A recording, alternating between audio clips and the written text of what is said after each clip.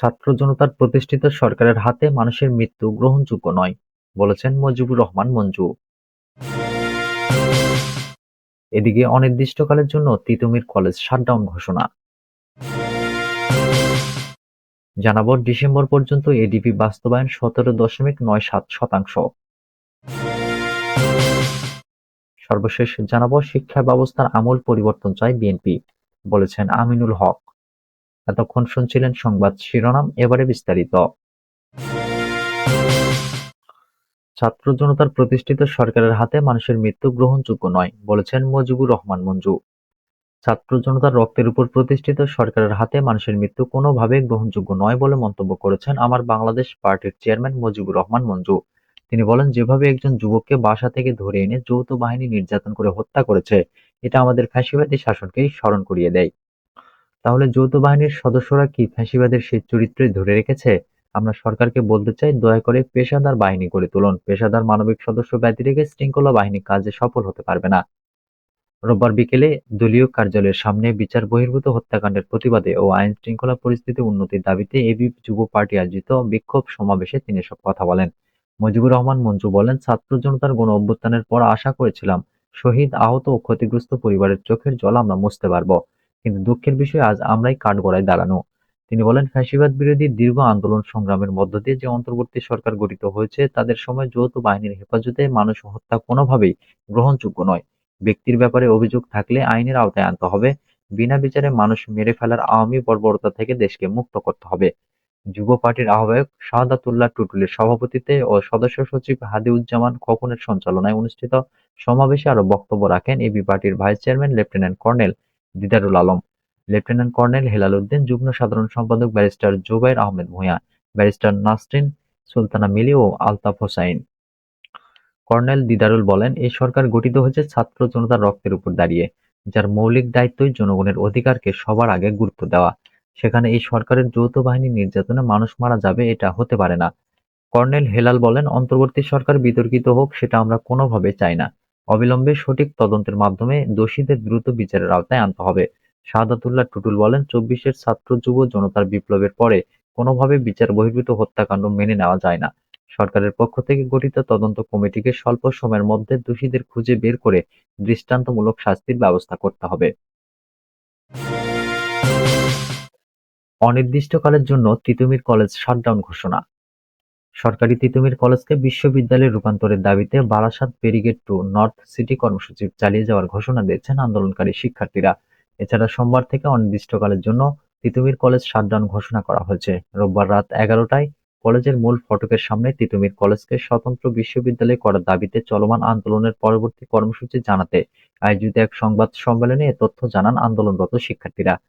শিক্ষার্থীদের পক্ষ থেকে তিতুমির ঐক্যের উপদেষ্টা মাহমুদুল হাসান মুক্তার বলেন, সোমবার বেলা 11টা থেকে রাত 10টা পর্যন্ত Barasat barricade to North City অব্যাহত থাকবে। অনির্দিষ্টকালের জন্য তিতুমির কলেজ শাটডাউন ঘোষণা করা হলো। সোমবার থেকে ক্লাস, পরীক্ষা এমনকি প্রশাসনিক কার্যক্রমও বন্ধ থাকবে জানিয়ে শিক্ষার্থীরা বলেন, দাবি আদায়ের আগ পর্যন্ত তিতুমিরের কেউ ঢুকতে পারবে না। তবে তিতুমির কলেজে সোমবার সরস্বতী পূজার কার্যক্রম অব্যাহত থাকবে বলেও জানিয়েছে আন্দোলনরত শিক্ষার্থীরা। এছাড়া 3 দফা ঘোষণা করেছে শিক্ষার্থীরা। তিতুমিরকে বিশ্ববিদ্যালয়ের স্বীকৃতি দিতে হবে, শিক্ষা উপদেষ্টার বক্তব্য প্রত্যাহার করতে হবে। তিতুমির কমিশন গঠনে আইন উপদেষ্টা বাধা দিয়েছেন, এর তদন্ত করতে হবে, আইন উপদেষ্টাকে প্রকাশ্যে ক্ষমা চাইতে হবে। এর আগে প্রায় 2 ঘন্টার অবরোধ শেষে ঢাকা-ময়মনসিংহ মহাসড়ক ছাড়েন বিশ্ববিদ্যালয় ঘোষণার দাবিতে আন্দোলনরত সরকারি তিতুমির কলেজের শিক্ষার্থীরা। মূলত তিতুমির কলেজকে কোনো বিশেষ সুবিধা দেওয়ার সুযোগ নেই, শিক্ষা উপদেষ্টা অধ্যাপক ডক্টর ওয়াহিদুদ্দিন মাহমুদের এমন বক্তব্য ঘিরে Barasat barricade to North City নামে অবরোধ কর্মসূচি পালন করেছেন শিক্ষার্থীরা। ডিসেম্বর পর্যন্ত এডিপি বাস্তবায়ন 17.97%। চলতি অর্থবছরের 6 মাসে বার্ষিক উন্নয়ন কর্মসূচি এডিপি বাস্তবায়ন হয়েছে 17.97%। গত অর্থবছরের একই সময়ে এ হার ছিল 22.48%। তার আগে 2022-23 অর্থবছরে এই হার ছিল 23.53%। পরিকল্পনা উপদেষ্টা ডক্টর ওয়াহিদুদ্দিন মাহমুদ এসব তথ্য প্রকাশ করেছেন। বাস্তবায়ন, পরিবীক্ষণ ও মূল্যায়ন বিভাগ এই অগ্রগতি প্রতিবেদনটি তৈরি করেছে। রোববার জাতীয় অর্থনৈতিক পরিষদের নির্বাহী কমিটির বৈঠকে প্রধান উপদেষ্টা ডক্টর মোহাম্মদ ইউনূসের সামনে এটি উপস্থাপন করা হয়েছে।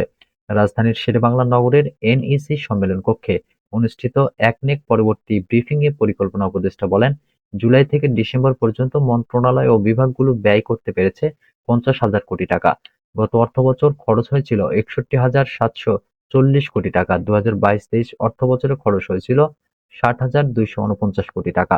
এ প্রসঙ্গে ওয়াহিদুদ্দিন মাহমুদ বলেন, আগের অর্থবছরের হিসাবগুলো হলো সংশোধিত এডিপির, আর চলতি অর্থবছরের হিসাবটি হলো মূল এডিপির। সুতরাং এডিপি সংশোধন করা হলে আকার ছোট হবে, ফলে বাস্তবায়ন হার বেড়ে যাবে। শিক্ষা ব্যবস্থার আমূল পরিবর্তন চায় বিএনপি, বলেছেন আমিনুল হক। বিএনপির কেন্দ্রীয় ক্রীড়া বিষয়ক সম্পাদক, ঢাকা মহানগর উত্তর বিএনপির আহ্বায়ক আমিনুল হক বলেছেন, অবাধ সুষ্ঠু নির্বাচনে জনগণের ভোটে বিএনপি ক্ষমতায় এলে বাংলাদেশের শিক্ষা ব্যবস্থার আমূল পরিবর্তন চায় বিএনপি। রোববার দুপুরে রাজধানীর মিরপুরের পল্লবীতে কালশী ইসলামিয়া উচ্চ বিদ্যালয়ের বার্ষিক ক্রীড়া, সাংস্কৃতিক ও পুরস্কার বিতরণী অনুষ্ঠান এবং পল্লবীতে শীতবস্ত্র বিতরণে প্রধান অতিথির বক্তব্যে তিনি এসব কথা বলেন। তিনি বলেন, শিক্ষা ব্যবস্থার আমূল পরিবর্তনের মাধ্যমে আমাদের দেশের শিক্ষা প্রতিষ্ঠানগুলোর যেখানে যেখানে সংস্কার করা প্রয়োজন রয়েছে তা আমরা করব। যেখানে নতুন ভবনের প্রয়োজন রয়েছে, যেসব স্কুলে মাঠ সংস্কার করা প্রয়োজন এবং যেসব স্কুলে মাঠ নেই সেসব স্কুল কিভাবে মাঠের ব্যবস্থা করা যায় তার ব্যবস্থা করা হবে। এই সবকিছু নিয়েই আমাদের শিক্ষা ব্যবস্থায় অনেক বড় পরিকল্পনা রয়েছে। আমিনুল হক বলেন, গত 17 বছর ধরে আওয়ামী স্বৈরাচার সরকার শিক্ষা ব্যবস্থাকে দলীয়করণ ও রাজনীতিকরণের মাধ্যমে পাঠ্যপুস্তকে বাংলাদেশের ইতিহাসকে বিকৃত করে আমাদের সন্তানদের ভুল ইতিহাস শিখিয়েছে। বিএনপির এই কেন্দ্রীয় নেতা বলেন, বাংলাদেশ এখন স্বৈরাচার মুক্ত, বাংলাদেশ এখন নতুন ভাবে স্বাধীন হয়েছে। আমরা চাই না এই স্বাধীন নতুন বাংলাদেশ আমাদের বর্তমান প্রজন্ম, নতুন প্রজন্ম ও ভবিষ্যৎ প্রজন্ম তারা যাতে কোনো ভুল ইতিহাস শিখে। তিনি আরো বলেন, আমরা চাই পাঠ্যপুস্তক নতুনভাবে সংস্কারের মাধ্যমে বাংলাদেশের সঠিক ইতিহাসগুলো যাতে পাঠ্যপুস্তকে আসে এবং সেই ইতিহাসগুলো যাতে আমাদের সন্তানরা শিখতে পারে, জানতে পারে। আমাদের সন্তানদের প্রাতিষ্ঠানিক শিক্ষা দিতে পড়াশোনা ও খেলাধুলা সবকিছুর সমন্বয়ের মাধ্যমেই আমরা একটি সুস্থ জাতি গড়ে তুলতে পারব।